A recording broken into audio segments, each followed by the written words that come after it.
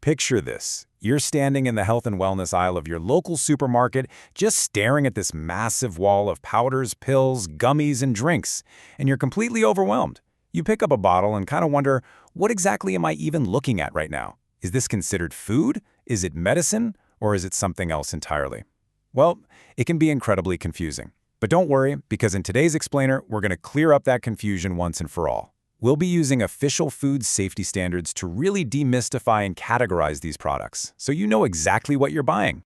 Okay, let's dive into this. Here is our roadmap for today. 1. Defining health supplements.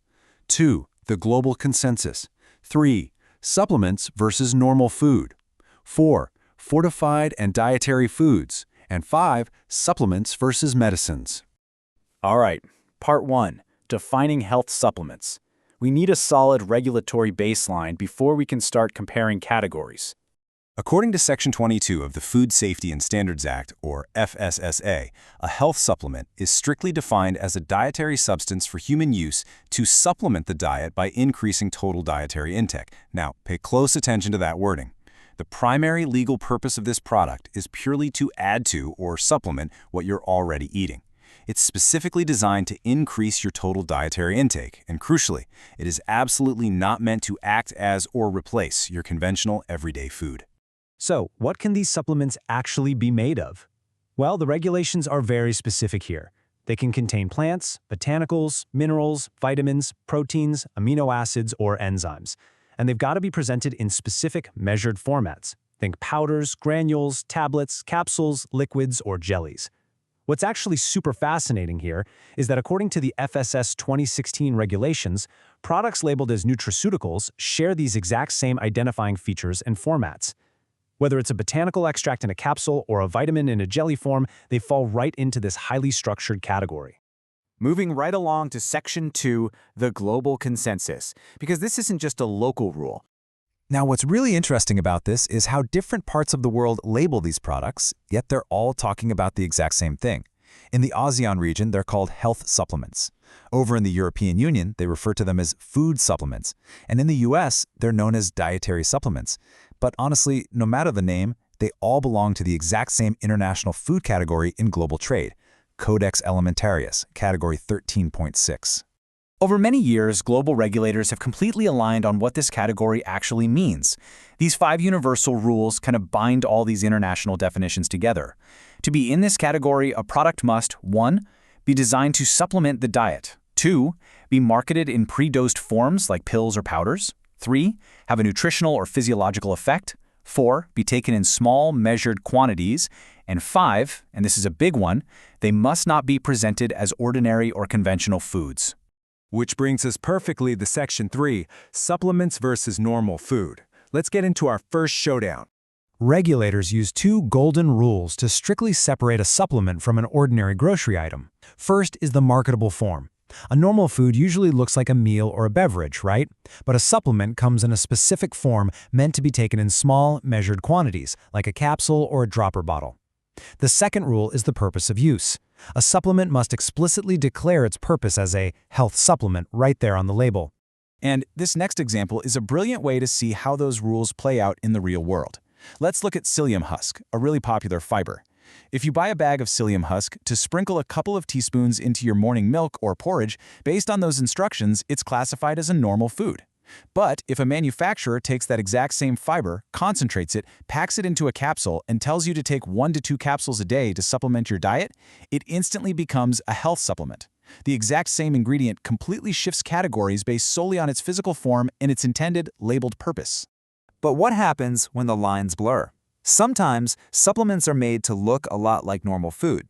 Think about vitamin gummy bears, jelly pastilles, or soft chews.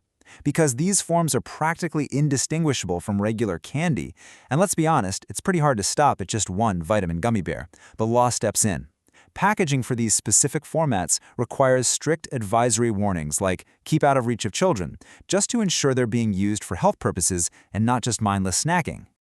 All right, Section 4. Fortified and dietary foods. Let's look at foods that have added nutrients or serve special needs. First up, fortified foods. Think of milk enriched with vitamin D, or maybe juices with added vitamin C. These are actually much closer to normal foods than they are to supplements. Why? Because you consume fortified foods in large quantities as part of a conventional diet. They contribute significantly to your daily energy and calorie intake. A health supplement, on the other hand, is consumed in a tiny unit quantity, like a single zero-calorie vitamin capsule, and it's absolutely not designed to provide significant energy or macronutrients. Next up, we have FSDU, or Foods for Special Dietary Uses. These are formulated for specific physiological needs, like someone on a strict weight control diet, or maybe someone who needs gluten-free food for a celiac disorder. Unlike a tiny supplement pill, FSDUs are meant to provide major daily calories, sometimes 400 to 1,200 kilocalories. They're often used to replace entire meals, and they're eaten in conventional forms like meal replacement shakes, soups, or even special biscuits. And within the realm of special diets, there is an even stricter category: Foods for Special Medical Purpose, or FSMP. These are products designed for a specific target group who might actually rely on them as their sole source of nutrition. Because of this, it's an entirely different category that requires medical supervision. By law, they have restricted access and must carry a highly visible label stating recommended to be used under medical advice only. Finally, Section 5, Supplements versus Medicines. This is the ultimate, most crucial distinction. This is the true dividing line. Even though a health supplement might share the exact same physical form as a pharmaceutical drug, just sitting there on the shelf in a bottle of capsules, pills, or tablets, the law strictly prohibits them from acting like drugs. Food products and supplements simply cannot make claims that suggest or imply they can diagnose, treat, mitigate, or prevent any disease or disorder. They are heavily regulated to ensure they do not make any disease risk reduction claims. So the crucial point here is that you literally never have to guess.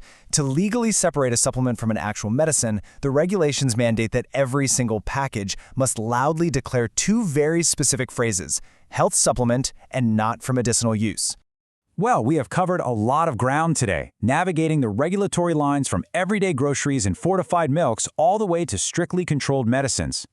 By understanding these globally harmonized definitions, the marketable forms, and those mandatory labels, you're now armed with the exact same knowledge regulators use. So I'm going to leave you with this provocative thought. Next time you're walking down that supermarket or pharmacy aisle and you reach for a health product, look at the form, look at the claims, and look closely at the label. Will you know exactly what category it belongs in? Thank you for joining me for this explainer, and I hope this newfound knowledge completely changes how you look at the shelves on your next shopping trip.